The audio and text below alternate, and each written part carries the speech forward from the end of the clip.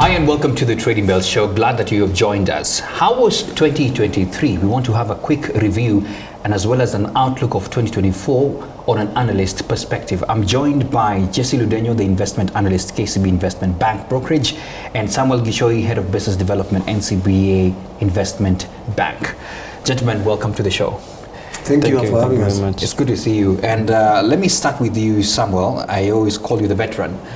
2023, a lot of things have been said.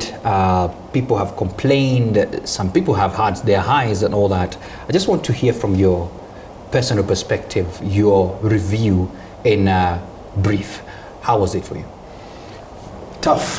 I think that's the word. Yes. It was tough. I don't think it was unprecedented. We haven't had any situation in the market before. Yeah. Where both stocks and bonds are in the negative. Yeah.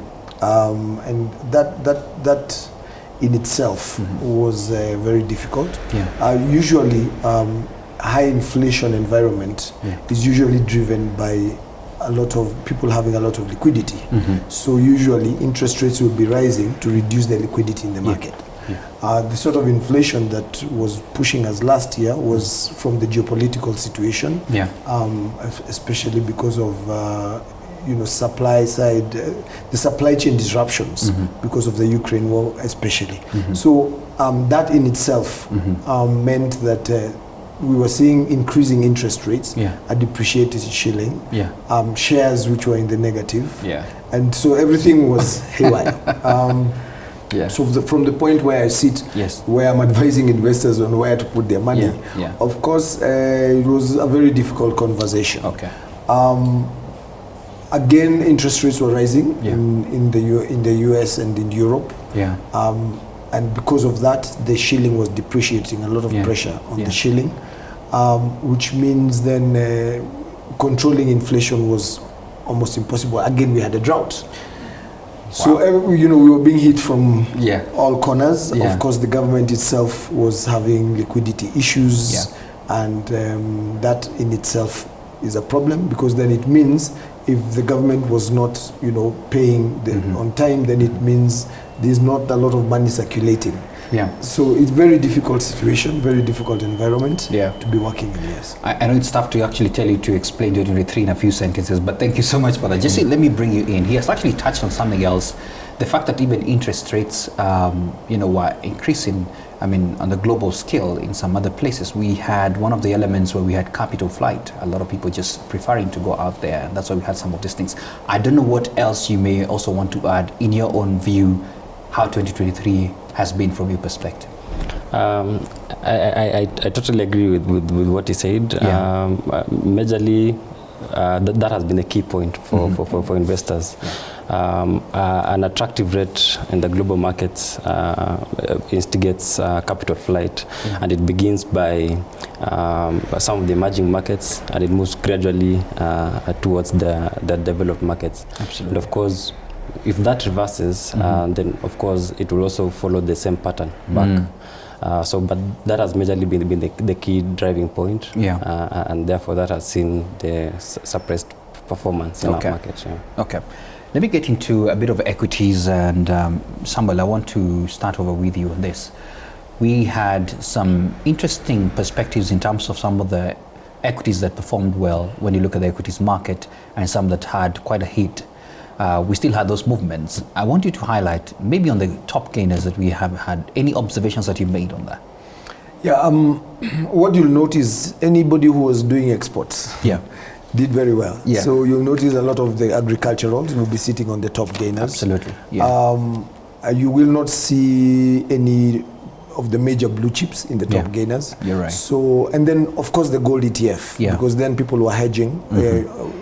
The best hedge against the dollar is gold. So you'll see that the tea companies will be there, Captoria, Williamson, and that type. And then you're going to see the gold ETF sitting there.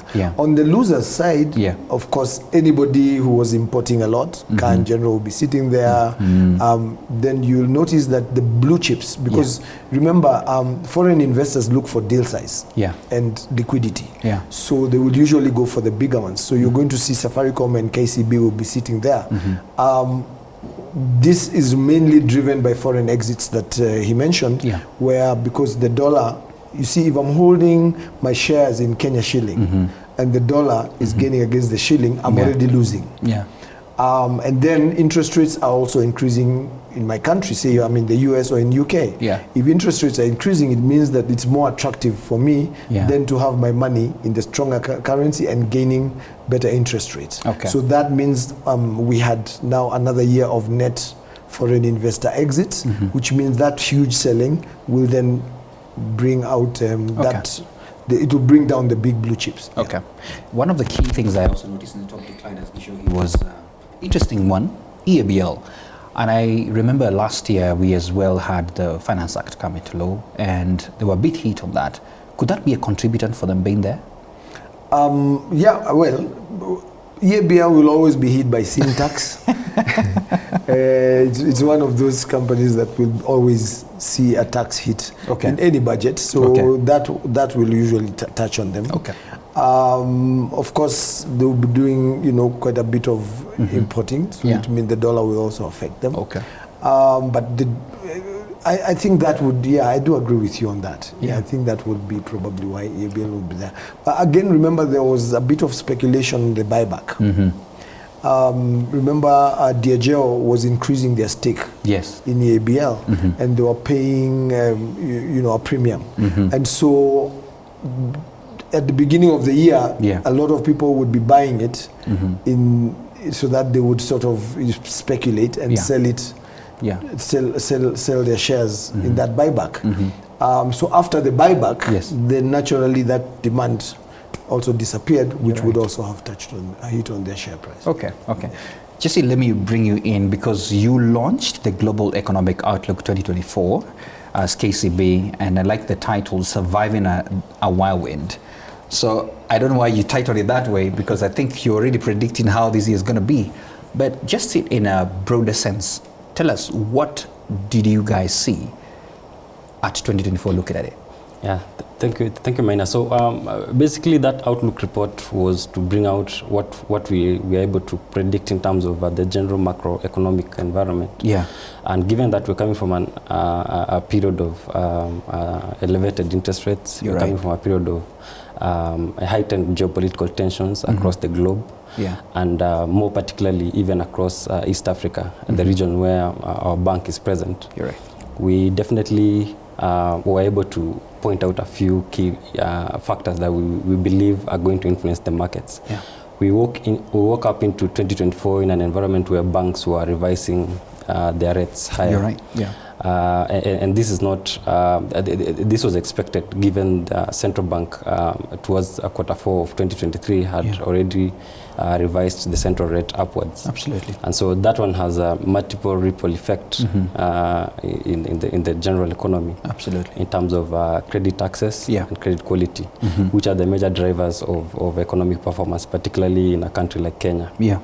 And so based on that, we were able to carry out different analysis on different countries across the region. And our key takeout was that from a general perspective, we expect that there will be a bit of suppressed conditions.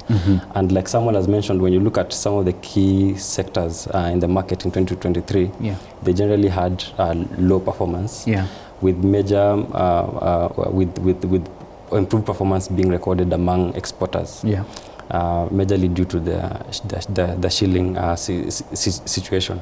So definitely into 2024 we expect the effects to kind of spill over, particularly in the first quarter and second quarter. And our outlook report majorly dwells on those first 2 quarters.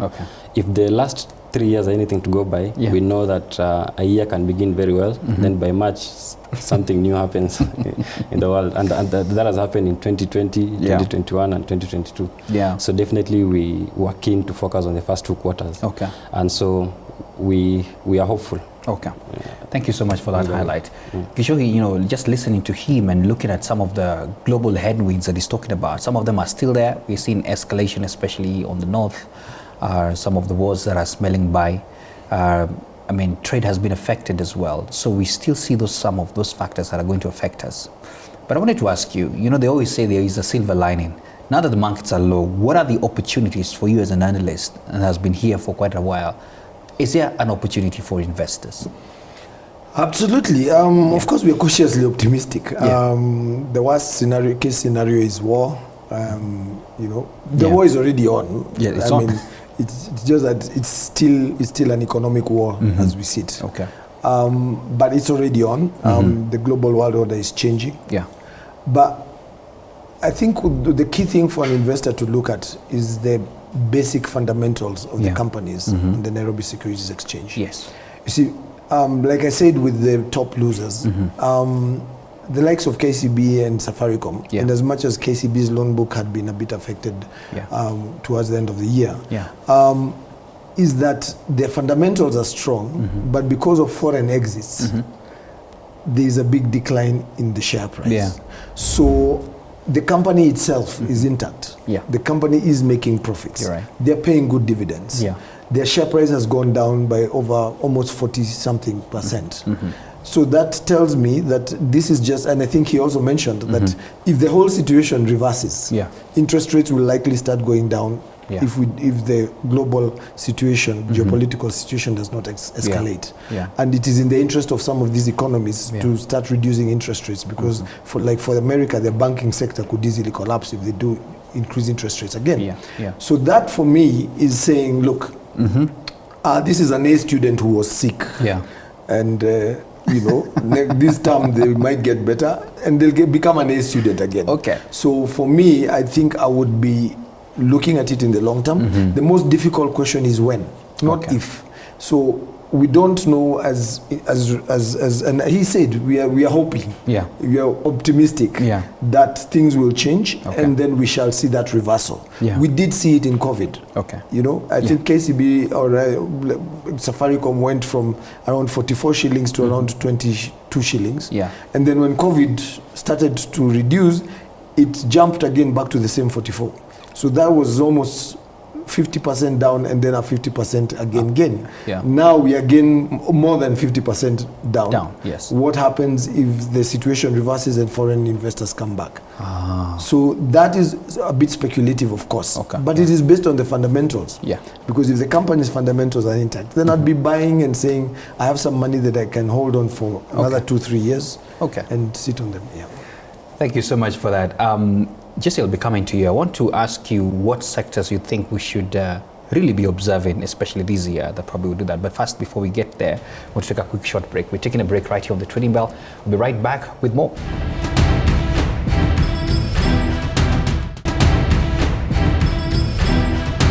Welcome back to the Trading Bell Show. We are having a review of 2023 and what to expect 2024. And I'm joined by Jesse Ludenyo, investment analyst, KCB Investment Bank, and Samuel Gichohi, head of the business development, NCBA Investment Bank. Jesse had just alerted you that I'd like you to paint for us and the investors who are watching, looking at this year, are there some key sectors that you see should be on our eye, on our radar, so that at least maybe we can make something out of it? This is also part of our report. I think from a general perspective, when you look at the market, price to earnings is currently trading at a price to earnings ratio of approximately 5.1 times, which is significantly lower than its historical average of about 12.44 times. Albeit, it would be interesting for investors to consider that dividend yield has increased from its historical average of approximately 6.8% to currently about 9.3%, an approximate average. So we are trading at a market that is highly discounted, and yet dividend yields are quite strong. It's expected, of course, but that's a key point for investors because it presents a lot of opportunities for investors on the dividend front. And so definitely when you scan the overall market performance, you'll realize that there are very good counters, dividend counters for investors to take advantage of in 2024. And like someone mentioned, most of the companies we have are fundamentally strong, which is the key point for any analyst. It's not about what the price is trading at, but how is it performing as a company fundamentally. And when we narrow down to sector analysis, you realize that a lot of the agricultural companies stand at an advantage. agricultural and some of the companies in manufacturing sectors that have the advantage of exporting, like Samuel mentioned. These are companies that tend to that will tend to definitely outperform the rest of the sectors because of the ability to be able to generate revenues in foreign currency. Okay. And so some of the sectors we would have there would be, for example, your agriculturals. We expect, of course, a lot of resilience from banks. Banks are usually very aggressive. If you look through the COVID period again, like you mentioned, you realize that a lot of banks found ways to manage and be able to mitigate their adverse conditions. You're right. Be able to do extra activities to raise their revenues. We saw a lot of banks be able to generate revenues through supplementary sources and not the primary bank revenue sources. So we definitely expect a lot of resilience from banks going forward. When you look at generally other sectors such as insurance sector, a lot of regulatory factors have come into play, particularly in the final half of 2023. You're right. And we expect that as they announce the numbers in 2024, for example, IFRS will have fully kicked in across board, and therefore we will expect a bit of mixed performance from such kind of sectors. But however, on a general perspective, we expect that the market will have a better outlook in 2024, and we are definitely seeing more opportunities in 2024 than there were in 2023. Okay. Gichohi, I feel like I should not leave you behind on that as well. I know Jesse has quite said a lot. Anything else as well that you foresee? Yeah, maybe tech as well. I mean, again, we have only one company there, Safaricom. It will suffer a bit. I mean, we know Ethiopia has just defaulted, and of course they are in Ethiopia. But again, it's still quite fundamentally strong. They did a huge outlay out there, but I still think they will do quite well. But that said, and the fact that dividend yields are quite good, it's good to look at those. Agriculture, I agree, and banking, of course, the resilience will be there. I'm still a bit skeptical about the insurance sector, and not in terms of performance, but in terms of the penetration of insurance in Kenya.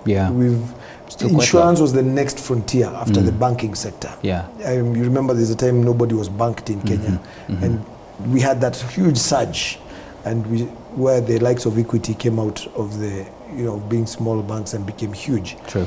But insurance, we at that point I think we were at 3% penetration. It's actually gone down. We had 2.5%. Oh no. So and then we've had insurance really suffering from a lot of fraud. And Kenyans tend to only get insured where there's a regulatory need.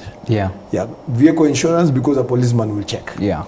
Medical insurance, because of our Harambee background, we tend to wait until I'm sick, and then my brothers and sisters will do a WhatsApp group and raise money. Unless you're, of course, in a job and your company is doing the insurance. So I think that sector has a lot of teething problems that it has to overcome. Because ideally, if we are a middle-income economy, then we should be looking at insurance sector penetration at about 11%. Absolutely. Which it is not. Absolutely. Still on you, Gichohi, let's talk about, because you mentioned about bonds a bit, but I wanted to just talk on the dollar. And I wanted to quote one of the dailies.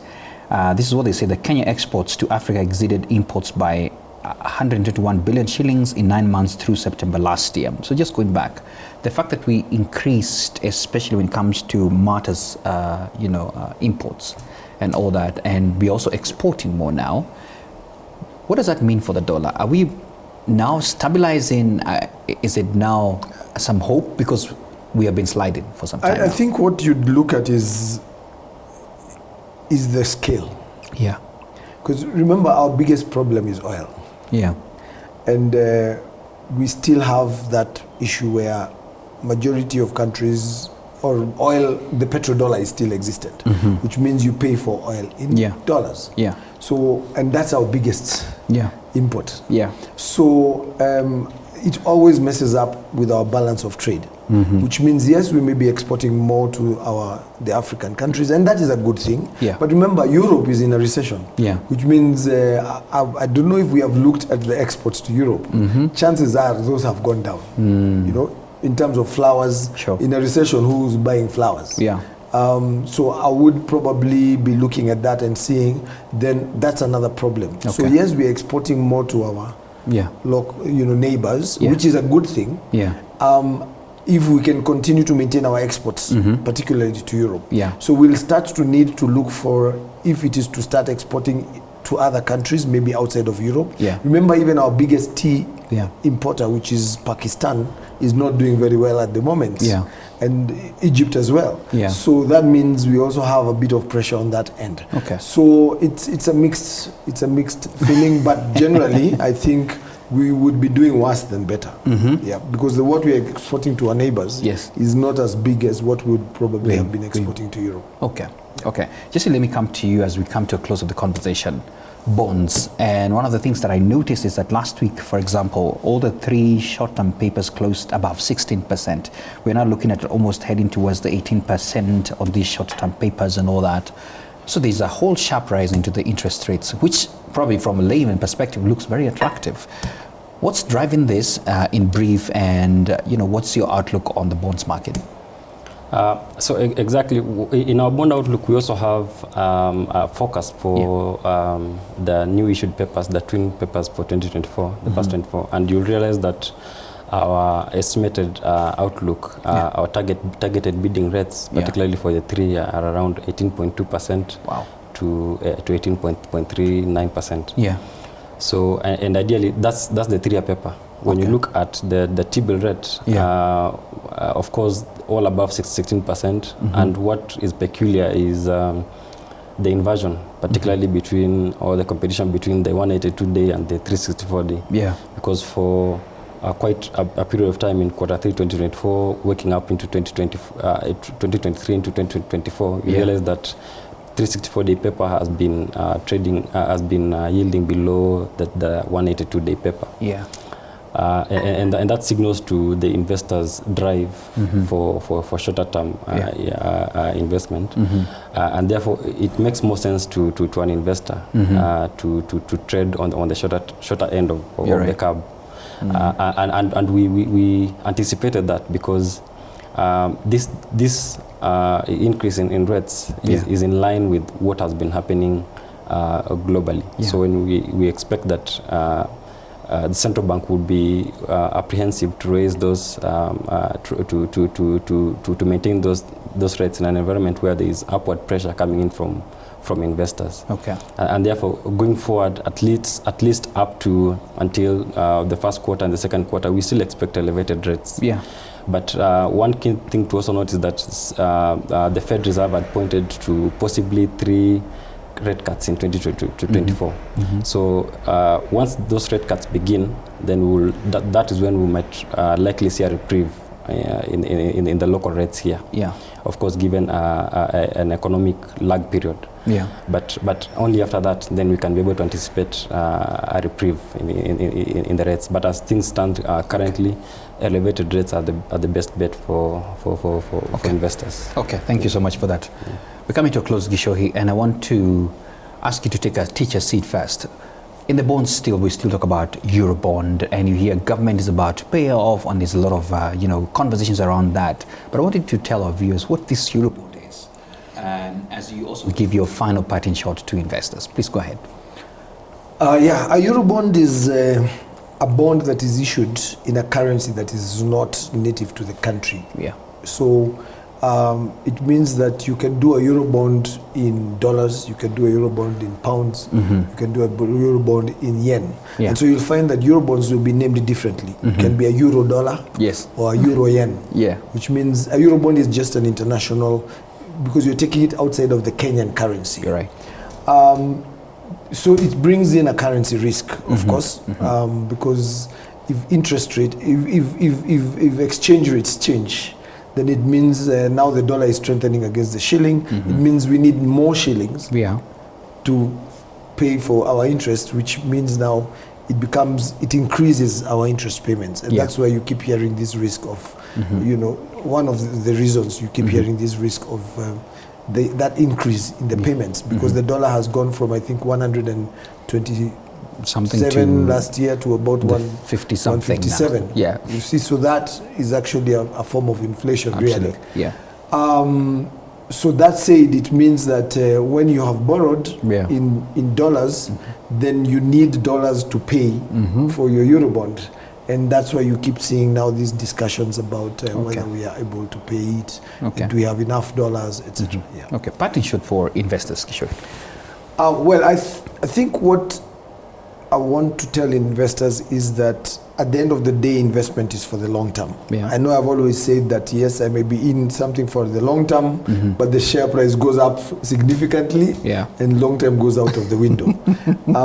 But then long term just means I will still invest that money. Investment is a long term thing. Yeah. So we have seen bear markets, we have seen bull markets. I know, a huge percentage of investors have never seen a bear market. Yeah. So they tend to worry, will we ever recover? Okay. But recovery is a reality.